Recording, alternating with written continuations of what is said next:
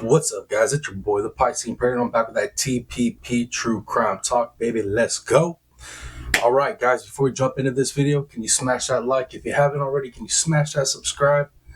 Come on, man. It's free to do, and you know, I'm one of the most entertaining individuals on these true crime YouTube streets, baby. Come on.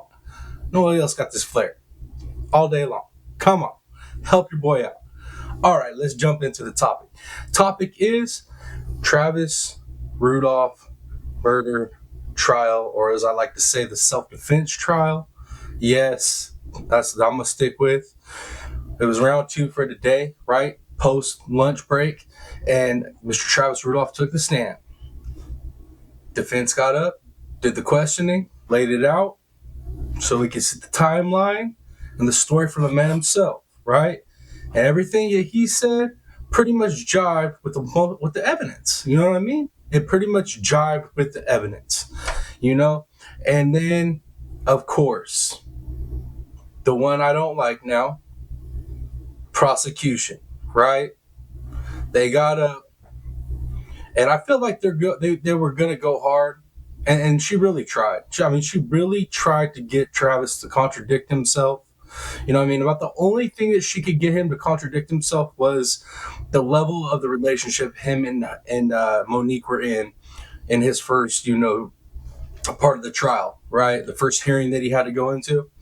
And basically what it broke down to is literally prosecution's only thing that they could really try to go at him with was that he was cheating.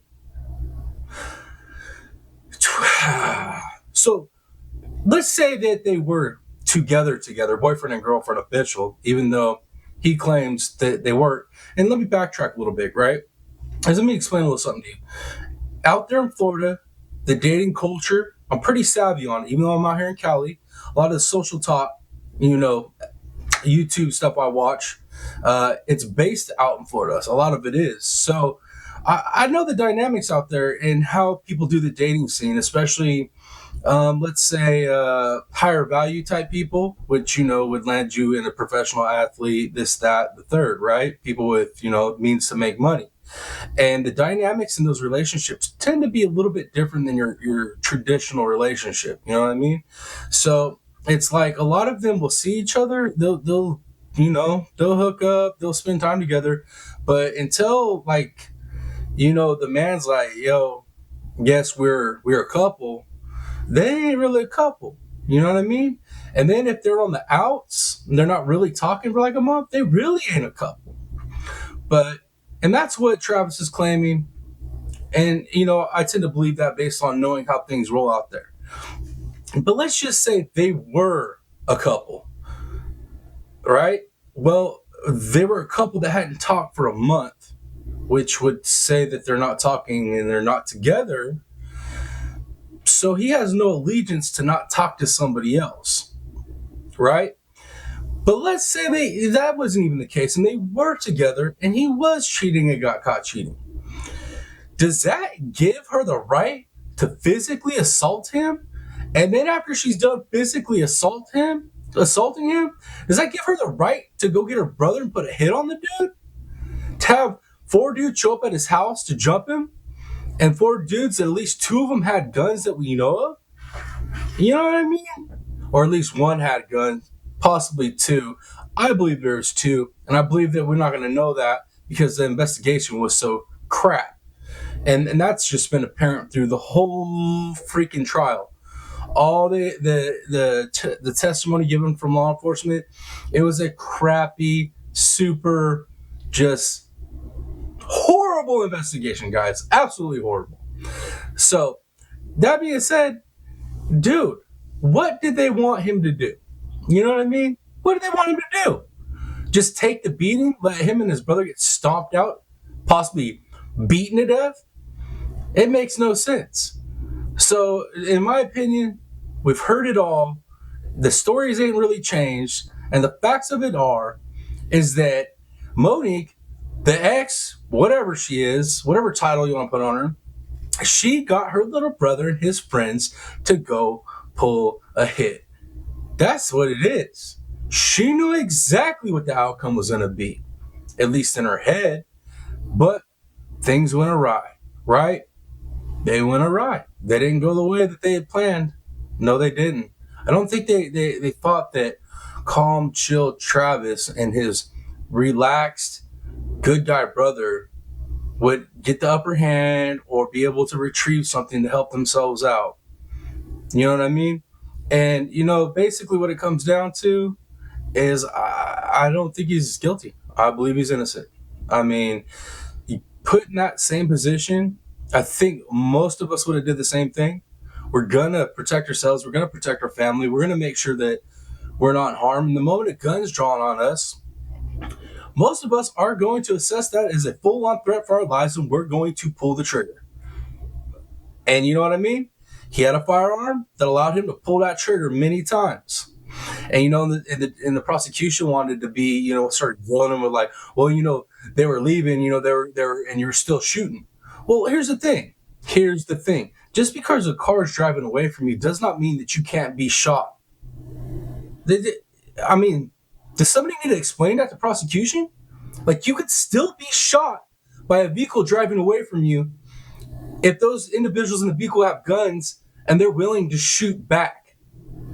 You got a guy that's driving, at least two people in the car. If there's a firearm in that car, it can be easily put out that window and shot backwards.